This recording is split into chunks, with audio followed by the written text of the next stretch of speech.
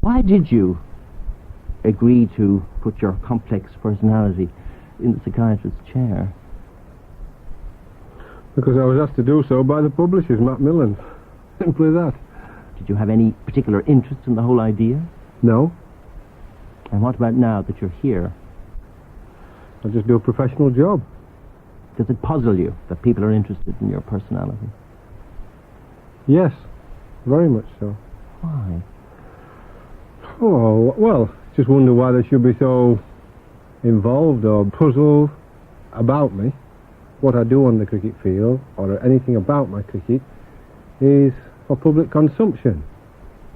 But they seem to want to, many of the media seem to want to find out about the man, what they call, what makes him tick, what you call a psychiatrist's chair. Put another name on it, it's the same thing. It's a different coat of paint, that's all. But we're like diamonds, you know, there's so many 58 facets is there of the diamond, and you can't tell why it glows on some sides and why it doesn't glow on another side, and like me, I don't always understand myself. Let's take your parents. Of the two of your parents, which would you say you're the more like? My mother, without any doubt. Because? She was a very determined lady, a lot of inner strength in a quiet way. She wouldn't easily be got down. No. She had a very difficult life. I mean, getting rheumatoid arthritis probably is an emotional stress. 6 or 8 months after my father died, she was in terrible pain. She was taking 32 aspirins at one stage, which was giving her hallucinations. She was singing and murmuring. She was actually going crazy, because 32 was a crazy dose to take, and it would have killed her eventually, till I got her to a specialist, fortunately, a professor, and he helped her a great deal. And then no sooner we got over that, then she got cancer, and died very quickly of cancer with a lot of pain at the end. But I only saw her cry once. You know, I never saw my mother cry with the pain or anything. She stuck it out, and she was a very, very determined lady. And the once that you saw her cry? Yes, I saw her cry once. I mean, well, it was just the situation about herself and myself at Yorkshire. She was upset about all of that. Yeah, she wouldn't let on too easily. I mean, she said to me one day, she said, "Don't let the bastards get you down." I mean, in Yorkshire, you know, because the committee seemed to be always on my back like a sack of coal. How important was it that you were the eldest? Well, I never thought about it. It's probably more important to my mother. I never thought about it. I have 2 brothers. They both play cricket. The middle one's quite good. He's a cocky little thing, really. Did they have your drive? Not in cricket, no. Not in anything, really. They're just normal, good lads. The middle one's quite a good player. The young one's keen, plays. I accept far more than you realise. The point you make about diamonds are different, but there are interesting themes that run through driving successful men, and one of them is that they're commonly the firstborn son, and you are. I wonder. In the last few years of my life, I got more interested into horoscope. Not the English, but into Chinese horoscopes. And the Chinese believe particularly that we're born with certain characteristics depending on the year we're born in. For instance, I'm a dragon, the year of the dragon. And, you are. And I'm very much a dragon in every way. Indeed. I understand that. I'm very well aware of my minuses as well as my pluses. But let me come back to something you've written about yourself. You said, people say to me sometimes, why don't you try to be a bit softer in your approach? But I can only be as I am. There's no point in flanneling. Now, do you think being softer is flanneling? Yes, because what they're saying, I've almost to apologise for what I am. And we can't do that, you see. We can only be what we are. And that's why everybody's different, and we take to some people more than the others. That's why we all have different friends, because we either gel with them or we don't. But what happens if you're bloody rude? Well, I've always found, it's what do you mean by rude, you see? It's what one person means by being rude, another person is being straightforward and blunt. Well, I suppose you're absolutely right. Now, I'm worried about this quite a lot, particularly in relation to you, because it's very much a Yorkshireman's saying that what to one man is rudeness is to another man bluntness. I suppose rudeness would be unnecessary brutality such that the recipient of it is made to feel pain. What happens if there's a recipient you're being just straightforward, frank with, is a shrinking violet, and the slightest thing, the slightest raised voice, the slightest firmness in your voice makes her or him go, ooh, I can't stand that, oh dear. Yes, that's an extreme. Must we wring our hands and say, oh dear, I am so sorry, please may I do this, or please may I do that, so humble and apologetic.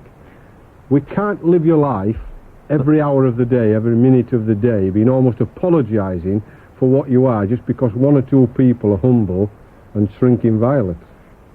Yes, I think you'll agree. You do tend to put me in the position of immediately then taking a great extreme. I wasn't talking about shrinking violets, and I wasn't really talking about Genghis Khan. I mean, you yourself describe very, very evocatively in what you've written about yourself the kind of situations which have caused pain to you. But when I put that back to you in terms of your behaviour, you raise things like shrinking violets. But Geoffrey, I'm not talking about them. I'm talking about doing to others, in a sense, what I know you feel ought to be done to you. Yes, well, I don't mind plain speaking. But you do. No, I don't. The only criticism I object to is unfair criticism. But that's what everybody says.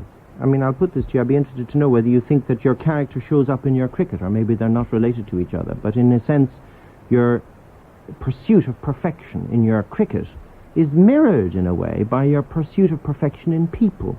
You have high standards, not only in cricket, but in your personal relationships. Yes, I do. You demand that people produce the goods. Well, I demand, yes, absolutely. But I demand just as much as myself, if not more. I'm my own severest critic. Yes. Mrs. Thatcher's a prime example. She works damn hard. She's up early in the morning and works all hours. She doesn't expect any more from other people than she gives. She's a character you strongly identify with. Yes. I mean, she's not a dragon like me. She's a buffalo, but she's a very hard-working person. She's a buffalo. Do you think, looking back, that you had the management skills to be a leader? In certain circumstances, yes. I was a leader in the mould of Brian Close and Raymond Illingworth. But I needed the people around me, the people who I could have a rapport with, as opposed to people like Mike Brearley, who were very skilled in management, and Mike would make the effort to get on with most people. Yes. What did you make, then, of Brearley? Because I was thinking, there was a man who, if you like, made quite something of compromise, what you might see as... No, he didn't. That's where you're mistaken. You don't think he did? No, he did not compromise. You see, because he was... Why do you think he was so successful? But he was not a compromiser. Mike Brearley had extremely strong strength of character. Strong person. There was only one boss. He was very much in charge. What did you make of his comment in his book? Read it to me. And on some topics, he's talking of you, as for example, the possibility of his standing down for one of the pre-tour matches in order to give a chance to someone else. It became clear that your view would be inflexible and narrow. Yes, I know what you're referring to. When I was vice captain with him in Pakistan, we had opposite views, and I saw no point in changing my view. What do you make? No, I'm not really asking you that so much. What do you make of the fact that a man like Brearley, with what you've just described, and you correctly corrected me, saw you like that? Well, that's his view. Yes, I know. I'm interested to know what you make of that view. Brearley isn't just another of these silly journalists who don't know anything about you. With his comment about you as inflexible and narrow, that rather intrigued me. Because he chooses his words very carefully. Inflexible means, if I get it correctly, that I won't change my view. Is that right? You think that? Yes, I think that could be one possibility. If I have a cricket view and I strongly believe it, no, I would not change it. Over tactics and knowledge of cricket, I have very strong views. No, it was about cricket. I think he meant in terms of it was about letting cricket. Someone else have a chance and you willingly standing down. No, because I thought it was wrong. Let me ask you something else about Brearley, and then we'll leave him. But he praised your dedication to your craft. As captain, he says, he tended to presume that others should model themselves on his method. And then he's very critical of the fact that he broke his arm in Pakistan, and you had the tour in New Zealand, and he felt that the morale of the batsman was even further reduced by your remarkable insistence on practice on substandard pitches in and around Dunedin. Well, Now- they couldn't model themselves on his batting, could they? No. I mean, because he wasn't any good. Well, he certainly wasn't as good as you. No, he wasn't any good as a test player. He might have been a good captain, and I'm the first to stand up for him, but as a batsman, you know, I could pick another 15 county cricket were as good. Yes, I mean, again, you're I mean, the that's expert. frank. Now, because I'm frank and honest like that, you're going to call me rude when it's truthful.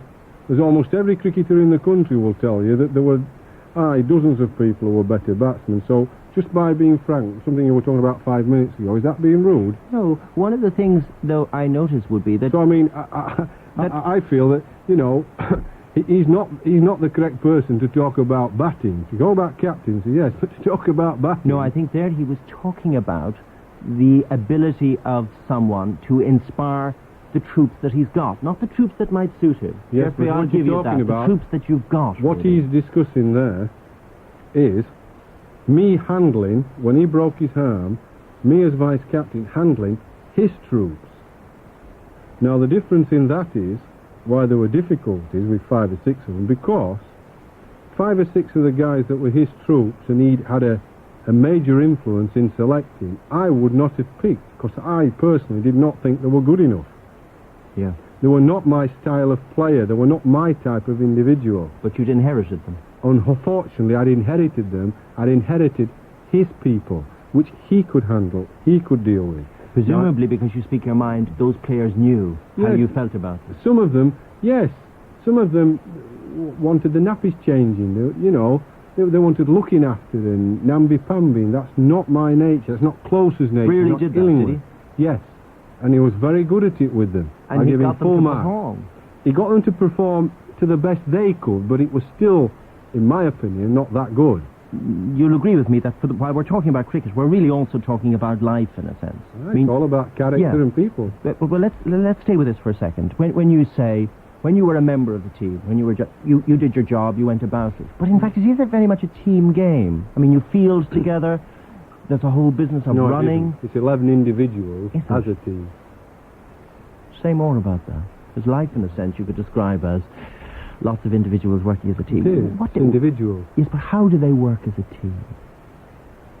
I mean, I'd come out with, as you know, some liberal cliche like give and take. I don't sense that would go down too well with you. So, how do you I'll see... meet you halfway on anything. Would you? But I object to anybody asking me to give 80% and them only 20. I'll meet anybody halfway. You'd meet me halfway, would you? But no more. Would you? Well, where would you meet me if I said to you, do you think you are at times rude?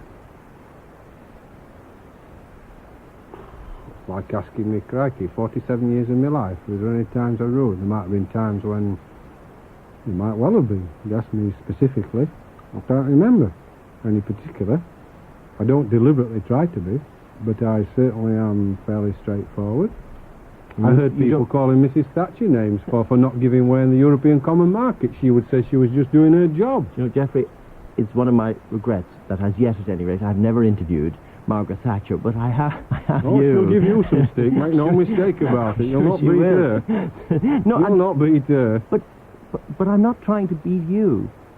I mean, I sense straight away, even between you and I, and we've never met each other before, a sort of combative relationship. I'm really quite interested to know the extent to which, when we use a phrase like give and take, the extent to which you'd say, looking back, yeah, I have a tendency to be abrasive. Yeah, I can be rude. Sometimes I wish I wasn't. I have a tendency to be abrasive. I am not deliberately. Do you ever go away from situations and wish you'd handled it differently? Oh, sure, everybody does. I know, I'm not interviewing everyone, I'm interviewing you. Sure, everybody does, though. Because you're not perfect with human beings. But I don't go away thinking I've been rude to people. You don't? No, not at all. So when people say about you that you're not only a loner, but that you can indeed be extraordinarily rude, you just feel that that's a complete misunderstanding of No, I don't. I think it's an interpretation, not a misunderstanding. So the situation is often truly described, the interpretation is wrong. There's an account, I can't remember where I saw it. It doesn't much matter for a minute. Maybe it's not true. You can tell me quickly. Well, I think half you were... of them aren't. Yes, quite. Well, maybe this one isn't. They sound better when you put my name on, or Freddie Truman's, or Ian Boltham's, a personality. Makes a better story at the bar. Well, I'm not in that business. So if this is wrong, we'll throw it You out. must, because you don't know aught about me. All you've done is read about me. Well, what else can I do? I've never met you. You met me today. And that's what I'm interested to know, what you make of yourself. That's why I'm asking you. I'm asking you what you make of all the things that are written about you. You say, well, most of it is worthless, and I concede that. Most of what's written about most people is worthless. But there are certain consistent things that keep coming up over and over again. One of the consistent things that comes up is I was pretty good at batting. You never mentioned that. We've been talking for half an hour. You never mentioned how good I was at batting. You think it was that? You think it was that most of what is written about you is because of an envy, in a sense, a resentment at your talent? I think some of it is jealousy, definitely. What are they jealous about? Performances. My standards are higher than others. I've been better than most. I've been more successful. I've earned more money than most. I've had more warmth and affection than any player since, for quite a many years. Would that be a sort of envy and jealousy that would run through otherwise quite talented and gifted players themselves? The Illingworths, the Trumans, the Sharps of this world? I wouldn't say Philip Sharp's a gifted player. Well, the first two, then. Illingworth and Close? Truman. Well, Freddie's is very simple. I mean, Freddie's was very simple. I've written about him autobiography. He was the great name in English cricket, and particularly in Yorkshire cricket. And when he finished, I came on the scene, and the public took me to their hearts. I kind of took over from him, you might say, and probably took over in a bigger way. And that hurt him. He thought that diminished him, and it didn't at all. I mean, it was just a new hero coming on the scene. Just as now I've finished, there'll be another hero on the scene. The public won't lose its affection for me, just like it didn't for Freddie, unless I do silly, stupid, awful things. And what Freddie did was deliberately go out of his way to criticise me unmercifully, vindictively and nastily, and eventually it turned on him. That when he put up for the committee, the members in that area voted him off, and he couldn't believe him. It was like a dagger to the heart. And he blames me for it, because it was about me in '83 that he lost his seat. And that's the sort of syndrome that they find hard to accept. Raymond Illingworth came back to Yorkshire. He thought he was going to be king because he was going to be manager. And he couldn't supersede the warmth and affection the public had for me. He thought he was going to be king and control everybody and be manager supreme. He couldn't wipe out the affection the public had for me. And so it gets at them. They feel angry. And so then their anger and their jealousy turns towards me, and they want to get rid of me. They want to destroy me. It's not my fault. In a sense, nothing that you do contributes to any of this. Oh, yes, sometimes I do contribute, because I'm not perfect. But I'm saying that not everything we do. No. If we had a fight in a pub tomorrow, the headlines tomorrow will be Boycott in a brawl. If you have a fight with Ian Brolton in a pub tomorrow, it won't be you. Bolton bashing so-and-so. Because him and I are bigger personalities and make bigger news than you. Now, we're both equal to blame, you and I, Bolton and you, if we had a fight, but we would get all the publicity and the blame. Yeah, there's a bit of me which says that's fair enough, because you get more money than I do as well. You reckon? I think so. Oh, yes, I know. Both might. Do you think I do? Let me ask you something else about the single-mindedness and the application. I sense the hours, the application, the practicing. I don't sense much in terms of the loneliness. You come across as an extraordinarily self-contained man. Yes, I am. When you toured abroad, did you get lonely? No. Do you ever get lonely? No. Interesting. Were you always like that? No, I don't think I've ever been lonely, no. No. You're not surprised by that? No. Why should I be? No, not at all. And in that sense, you could survive on your own? Yeah, I think so. Yeah. I wouldn't do too well on a desert island, though. I'm not too good at cooking and all that, you know. But what about the isolation? I think... Would you miss people? No, I think the word is right. Self-contained, I am. But also, you've got to remember that I've always had a burning ambition and drive to succeed at cricket. So I've lived my life, although self-contained, single-mindedly, singularly, sort of thing, to a major degree anyhow. It's because I've had this driving ambition to succeed at cricket. So when I've gone to bed early, I haven't gone to bed early just because I've nothing to do. No. I've gone to bed early with a purpose. I accept that I've always had this kind of tunnel vision to get from here where I am to there where I want to be, which is one of the best cricketers in the world, playing for Yorkshire and England. So I've had that drive. Do you realise how extraordinary it is? No, it's very simple to me. No, I meant the drive, the single-mindedness. No. Have you ever seen anything like it in anyone else? I've never looked for it in anybody else. But you've seen a lot of cricketers. Mm. Have you ever seen anything like it in any of them? I think I'm more dedicated than most, yes. I think I'm more professional, I have been, at my game at cricket than most cricketers. I would have been better in tennis or golf, who are far more professional sportsmen than we are. But now you see the reason I'm interested in you. Well, I don't know what for. Because, Geoffrey, your very success frightens people. Because what you do is, and you've done for many years, is you blotted virtually everything out. Your whole day, your whole life, your whole waking, eating, sleeping, drinking or not drinking, all geared to not just 2 or 3 purposes, one purpose. Sure. I wanted to be the best batsman in the world. Yeah, absolutely. And you're not even surprised by my questioning, though I'll tell you, people will be very surprised to hear that you're not surprised. Because, as you know, most people, you must see that, the real fallibility of the average, or indeed even the great, is that there are other things in their lives that keep pulling on them. Family, children, money problems of various kinds and so on. You single-mindedly, and it's a tribute to your remarkable single-mindedness, stripped your life of all of those things. Sure, but you see... Do you regret that you had to do that? I've been criticised by people saying I was selfish when all I was single-minded, which is very much different from being selfish, which I believe is doing something for yourself and to hell with anybody else. It doesn't matter how you hurt anybody else. Yes. Now, in my life, I have never deliberately gone out of my way to hurt anybody or to do anything bad to anybody. I've just gone about my life what I thought was best for my cricket. I'm sure you're right that you never, or very rarely anyway, intentionally do anyone harm. No. But in this act of enormous concentration, there must be times when you're less sensitive to the feelings of people around you, less aware that they too are struggling to make a deal of themselves. It's my strength and my Achilles heel at times. It's like everybody. Yes, I do. I mean, I'm older and wiser now, but I mean, for years I wondered why people said this and that, why people were critical sometimes, and I haven't done anything.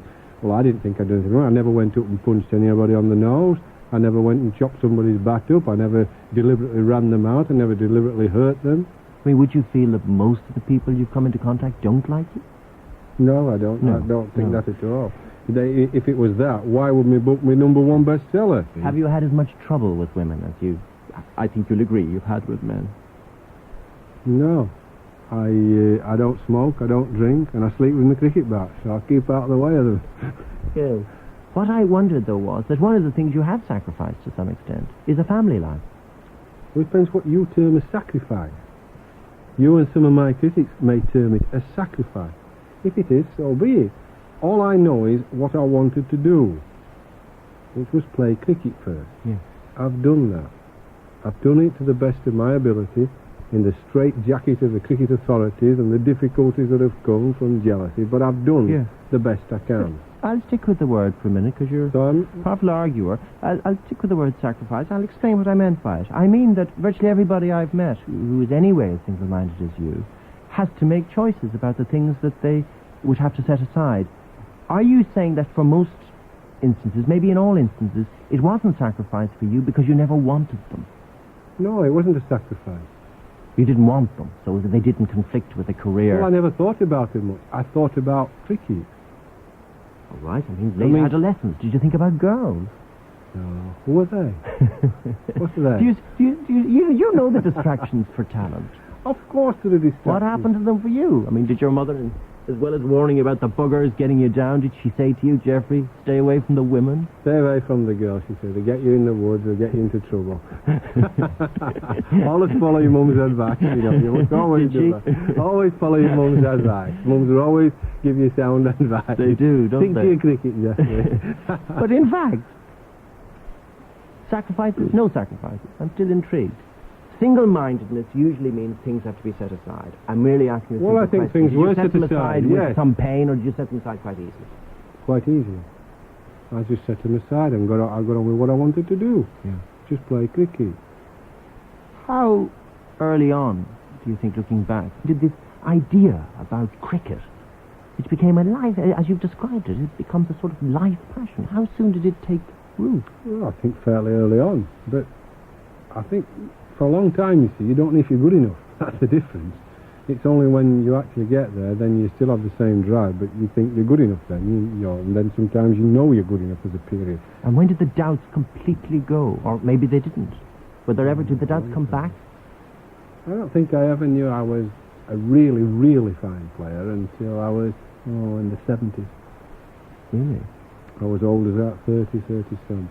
You needed a lot of reassurance. Yes, we didn't get it in Yorkshire. They're not that nature, you see. By their nature, they give you backhanded compliments. They'll tell somebody else how good you are. They can't tell you to your face, you see. What about all these accounts of you getting out or missing a half century, whatever, terribly badly, sitting alone, unconsolable, towel over your head? Yeah, well, not towel over my head, but no, I would sit in my particular place where I was stripping, and when I got out, I would think about it for a long time. I mean, I never threw my equipment down, I never threw my bats. I mean, all those are rubbish. But you would go over and over again the way you were dismissed? Definitely, because most times that batsmen are out, if you analyse it, it's the batsman's fault. It's only occasionally that the bowler bowls you such a really, really good delivery that what you could say is unplayable. Anybody would have nicked it. So there's always a sort of frustration in being out. Yes.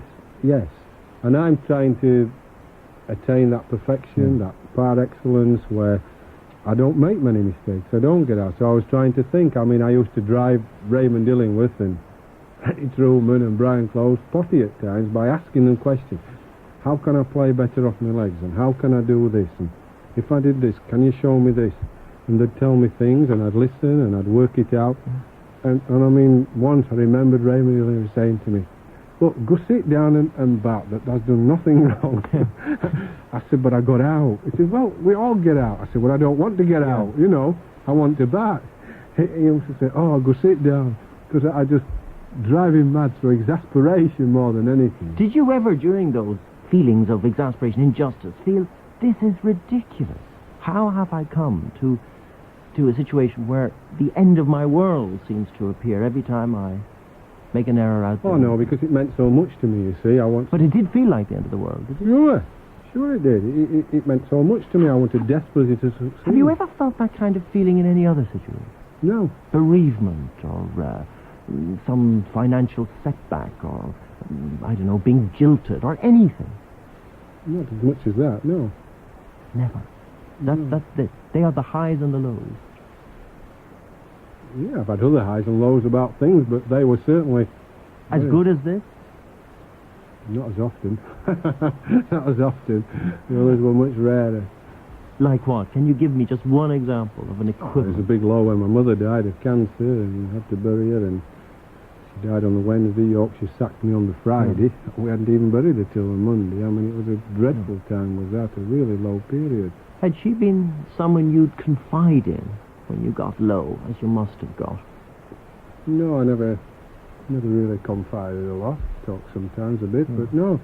I used to search for answers rather than confiding, and that's what I was doing when I was talking to players like Illingworth, Truman, and Brian Close. I was not being silly, as some people would, as you say, you've read certain things about me. I was looking for an answer, a way to stop it happening again, to make me a better player. It was a simple, practical solution to me. They saw it as I was maybe nutty or something. Yeah, workaholic. Yes, some crazy sort of individual and neurotic about it. I wasn't neurotic. Yes. I was obsessional about it. Well, they would see it as that. Yes. I don't see it as that. I saw it as a practical way to try and make myself better. And you were certainly happy with it. It wasn't driving you mad. Wasn't driving me mad at all. Yeah. You know, if it's going to obsessional and driving you mad, they make all these statements about me, but it never drove me mad. I mean, you're not a man who's ever felt the need to go and see someone like me. No, why should I? That's what I'm asking. I'm quite self-contained. Yeah. I know what I want to be, and I know what I've become in my cricket. Are you a religious man? Yeah, I think so. Would you have prayed before a game? Would you have... No, not like that, No. never. I believe in my ability. It was I used you. to bat with Dennis Amy. Sometimes he used to say, good luck to me. I say, it's not good luck, it's ability that counts. Do you think there's any luck? Yes. But you see, I won't allow myself the crutch syndrome of thinking that when I go out to bat, it's about luck. Why did you did it twice? You went to a medium. What was that about? Well, I decided to go in '83 when I was at a very low ebb. I've been given a testimonial, and then the club sacked me, which is a pretty mean and low thing to do. I mean, how was I going to run my testimonial? Like giving it you with one hand and taking it back with another. And I didn't know where my life was going or anything, what I was going to do. I mean, it didn't look as though I was going to get my job back, so I was going to run my testimonial. I didn't know what the heck I was going to do. So I went to a medium. You were pretty low. Oh, yes. I was very sceptical about. I didn't really believe in them. I didn't trust them. No, but I was quite it's not something I would have expected you to do. I was quite prepared to take the chance and see what came up. Yeah. I mean, are you superstitious ordinarily? No, not batting, no. It's about ability, I keep telling you. Yes, that's right. About me and them. And you didn't therefore go to someone who you felt might know something about how people feel in your... You went to a medium. A medium. Just to tell me the future. Nothing to do with cricket or... No. They knew nothing about cricket. It was a woman and... What did she say? She told me things about myself that nobody could have known. I mean, nobody. Details about Yes, detailed personal things. She couldn't have read them. I mean, I sat up very quickly then when she started telling me things that nobody knew about. How have you coped with finishing your first-class career? I think I've coped all right, but nothing more than that, to be honest, because it is a vacuum in my life, a big hole. All I've put is, from what we spoke about, and what you've obviously read, is I've put everything into my cricket and I don't regret it at all. So it's bound to be a hole, a big vacuum. We're at the end. I sensed at the beginning this wasn't an interview you really had much time for. No, I'm not against it or for it. I mean, when they say psychiatrist chair, it sounds as if somebody's going to psychoanalyse you. Well, maybe that's what you've been doing without me knowing it. I don't know. But I don't try and psychoanalyse myself anyhow. I know what I am.